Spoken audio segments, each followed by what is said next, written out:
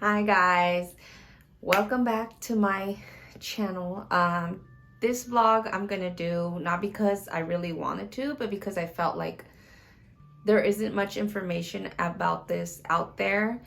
So I'm actually gonna have surgery coming up next week. Apparently this is very common, but the reason I'm having surgery, I'm gonna have gingival grafting.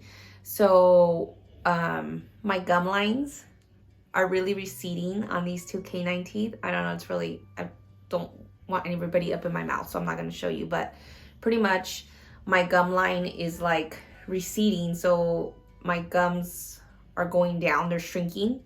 It's very common, it happens to everybody, especially as we get older in age, but it's not so common to happen to somebody this young.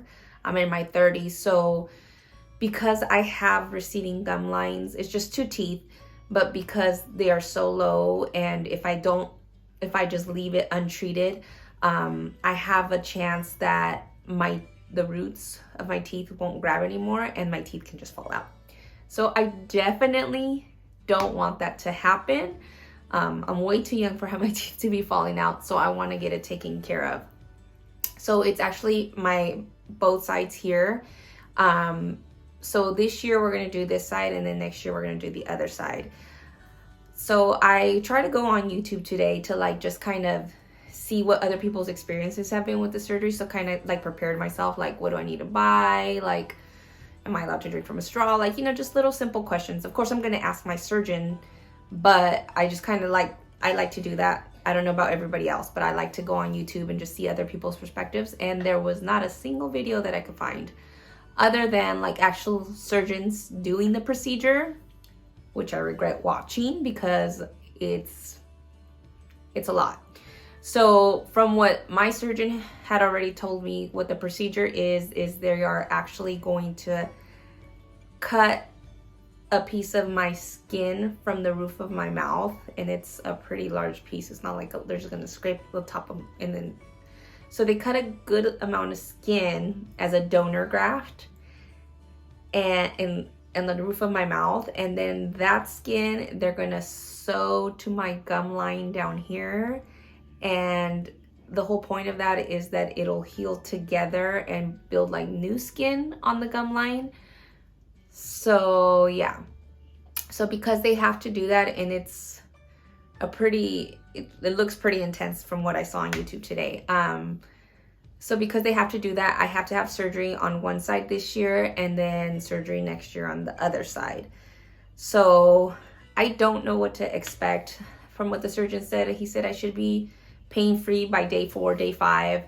But he wants me to wear this guard in my mouth to kind of protect my palate on top and allow it to heal. So I have to wear that for 10 days. So tomorrow is my appointment to get that guard fitted because it has to fit my mouth, and I have to have it made. So I'm gonna see the surgeon and his team tomorrow, so I have lots of questions. I'll try to bring the phone in there. I don't know if they'll let me, just to see what the step is, what they're gonna do. I do think that this is probably something that somebody else out there would probably find informational, and so yeah, just follow along on my journey. I might not look this put together by the end of the journey, but I kind of wanted to do this just to document the process. All right, so we'll see you guys tomorrow for the fitting.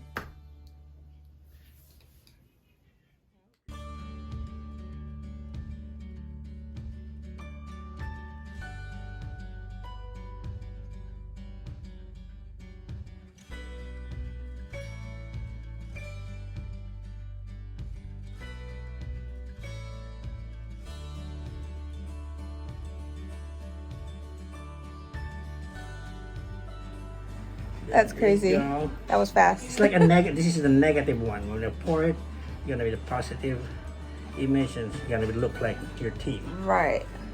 All right, and that's all for today. You can go rinse by the sink. Okay.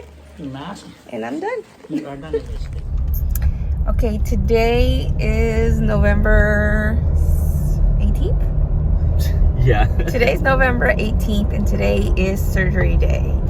So after my fitting, I talked to my surgeon, and they're not gonna put me under for anesthesia. Like, it's not like I'm gonna be put to sleep. What they are gonna do is, though, they gave me a pill, Valium, to take an hour before the procedure, which I already took to kind of help me relax, and then they're just gonna give me local anesthesia. So that's where we're at. We're on our way. I'm actually not too nervous, and yeah, I'll have Alex record after the fact and see how I feel and I look. Think I'm gonna be okay? Yeah.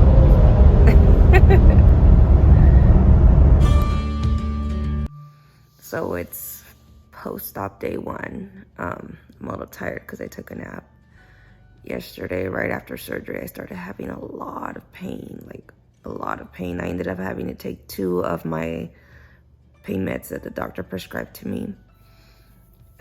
Yesterday was a little rough because of the pain. It was just hurting so bad, even with the 2 pain meds. And then that night I got really, really nauseous, so it was hard for me not to try not to vomit. Today, pain woke up a little bit better. I was able to eat a little more today. It's taking me about 45 minutes to eat something simple as scrambled eggs. As you can tell, I'm really swollen. And this is the little mouth guard that I have to wear. I can't really talk a lot.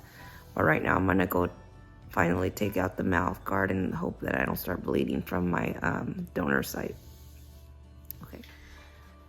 Okay, so it's 24 hours since surgery, so now I have to try to brush my teeth. I have to brush my hair this way, and I can brush my top, so I'm gonna try this.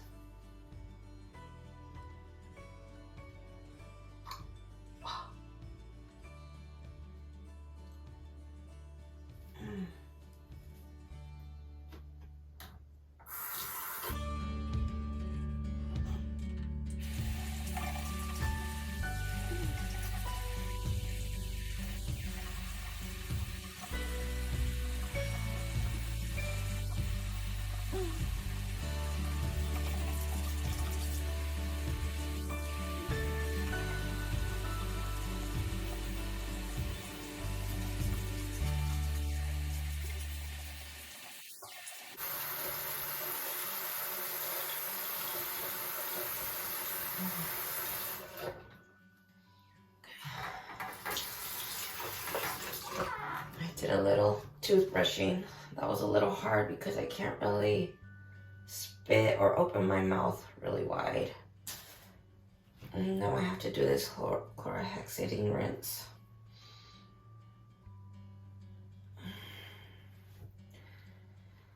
Okay, I just have to put this. It's supposed to be swish and spit, but my surgeon said to only swish, barely put a little bit here.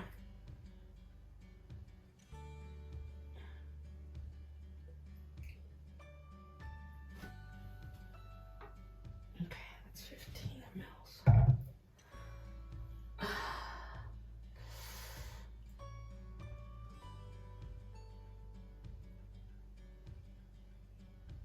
Okay.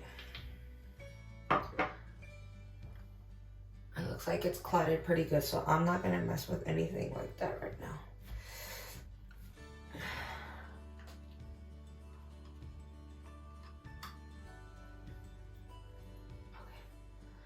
Oh, it's hurting now.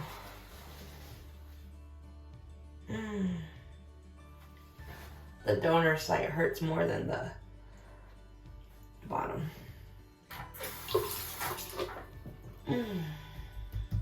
Okay. Hi guys, just wanted to do a real quick update here. It's been about 8 days now since I had my surgery. It's been, I got it done last Thursday, and it's Thursday again.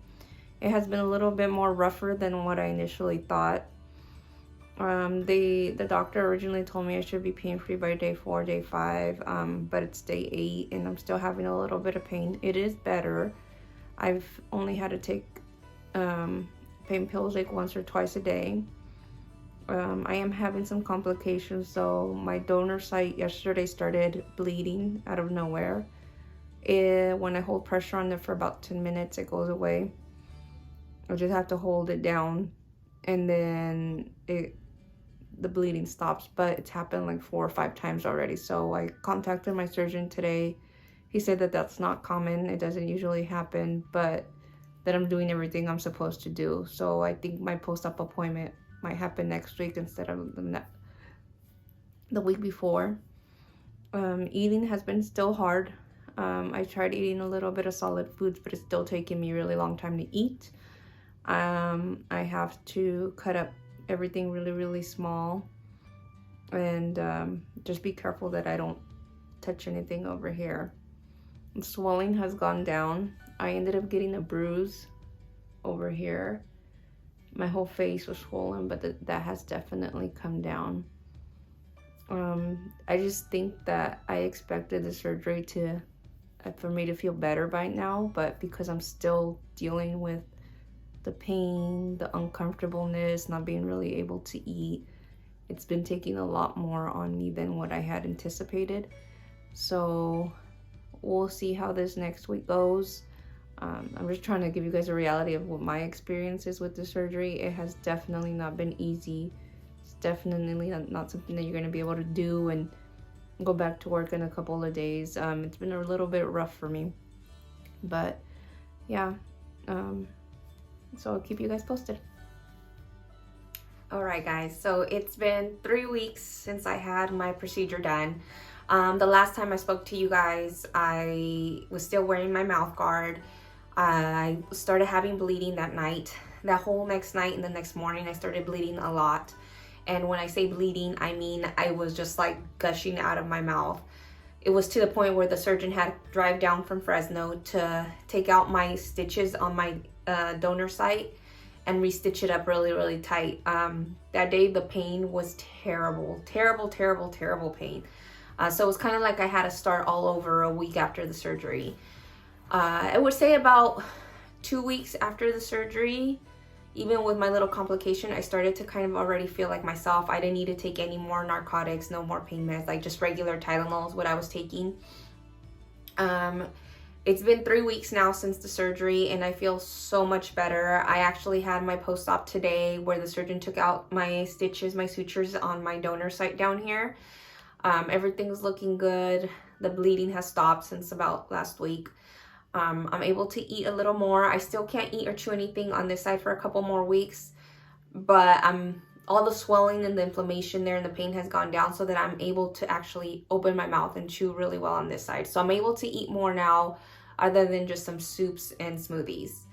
So the surgery was a little bit, recovery was rough. I expected to be out 5 to 7 days, but I was still having a lot of pain in 7 days after the surgery. I would say about 10 to 14 days you should start to feel normal. So a couple of things that I learned through this process. I'm going to share with you guys some of my tips to help you guys recover. I think they helped me, apart from pain medication and eating soups and smoothies. These are just other little tidbits that I'm going to share with you guys. Okay, my first tip for you would be to stay on top of your medication. The very first day after the procedure, you are going to be in a lot of pain. And I mean a lot of pain. It's just everything, the donor site up here, the roof of your mouth is going to be throbbing. The receptor site down here where they sewed you into the new skin is going to be throbbing. The first day, my doctor had originally prescribed me 1 pill every 4 to 6 hours as needed. It was too much. I called him and he actually bumped my dose up to 2 pills every 4 hours as needed. So I pretty much took 2 pills the first 24 hours, and I was taking Tylenol number 3. Some doctors I read that prescribe Norco or Vicodin. So just check with your doctor what they're okay with you taking. My doctor was okay with me taking Tylenol number 3 every 4 hours. So I was taking that for the first 24 hours, and then after that I would take it as needed for pain. So by day 7, I was only taking 1 pill like a day when I started feeling a lot of throbbing. But then for me, unfortunately, on day 8 is when I started having all that bleeding, so I had to get resutured, and then I started over taking a lot of medication. in the beginning, but by day 10 I would say I was taking nothing else. I was just taking Tylenol. You can take Motrin, but I had to stop my Motrin because of all the bleeding that I had going on. Also, the first day, to help you with your pain, you're gonna need an ice pack. So this ice pack is the best. I have another kind of ice pack at home, which is like the hospital one that you refill with ice cubes or crushed ice, but that one was just too big for me. This one, actually, my kid's pediatrician gave it to him, and it has like these little balls here, and it was just perfect because it like molds to your face as to what you needed it. So I just pretty much put it right here, and as soon as it would go out, I'd go get another one. So I'm sure you could find these on Amazon, but for the first 24 to 48 hours, this is going to be your best friend, because you're going to need ice on top of your pain medicine. It hurts that bad. The pain was bad. Another thing for the first 24 to, I would say, 48 hours or 36 hours is you want some tissue box. And the reason for this is because your mouth is going to have so much going on in there that you're going to start, you can't really cough, you can't spit. So you're going to be drooling. I know it sounds gross. So at first I was cleaning my face with like a paper towel, but then after a while it was just getting so rough, and so my lips started chapping, and so I ended up just going to grab some tissue, you know, and just I would clean it and then throw it away in a little garbage bag. So I would get yourself some Kleenex to be prepared for all that is going on in your mouth. And then of course you want your handy dandy Carmex chapstick, whatever works best for you. Carmex works best for me because your mouth is going to be so dry. I mean, after the first 24 hours, I wasn't really able to close my mouth because there was just so much going on in there. So my lips were like on fire and really chapped. So yeah, so I'd get some chapstick prepared. And then this was my best friend for me. The doctor had initially given me some gauze, like a small bag of gauze in case I started bleeding. I actually went through that real quick the first day. Thankfully for me, I had extra gauze at home. I'm a nurse, so and I went through so much gauze I can't even describe to you. But this is the size you want. You want 2x2s because unfortunately I had a little bit of a bigger size when I started really bleeding a lot. But this is what you want. You want a small 2x2, and then you fold it in half if you start bleeding, and then you put this in your mouth. I'm an expert to this because apparently I was bleeding for like 2 days straight. It was crazy. But you always want to make sure you buy some extra gauze at home, because the surgeon's going to give you some just in case you bleed. But in case you start bleeding heavily like I did, you want to make sure you have extra lying around at home so that you can have something to absorb or try to stop the bleeding as much as you can. So I would definitely recommend that. So my experience with this was a little bit rougher than other people's experience. Every person is different. I didn't expect to start re-bleeding a week after the surgery at all. But anywho, I have to do this side the next year, so at least I'm better prepared and have a realistic expectation as to what it is I'm gonna experience. Oh, and then another thing you should be prepared for is you're gonna have stinky breath for like a week and a half, 2 weeks. Yeah, you're just gonna have to come to terms because you can't really get in there and floss and do all this stuff. You still brush your teeth, and then they make you do the chlorhexidine rinse, but it's not the same as really getting in there and flossing every tooth and brushing so much. So drink lots of water.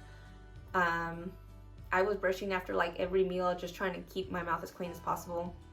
But you can't really floss or brush on this side. I just got the okay today to actually start brushing my teeth on the lower in the donors, the reception site, so where they sewed the new gum line. I just got the okay 3 weeks later to start brushing there. I can't floss there for at least another couple more weeks. So just be realistic that your breath is gonna be kicking for a little bit. But anywho, I hope this helps anybody out there who's gonna get this procedure done, because it's a very, very common procedure. Lots of people I know have had it done or have been told that they need it done. It's manageable. I took 3 weeks off of work because, as most of you know, I'm in the ER and I have to wear N95 and I'm doing a lot of talking and that kind of stuff. If you work in an office environment, I say maybe a week and a half, you should be okay. But given my complication and the line of work that I do, I had to take a little bit more time off of work. But anywho, I hope you guys enjoyed it. I hope you guys learned something, and yeah. Bye.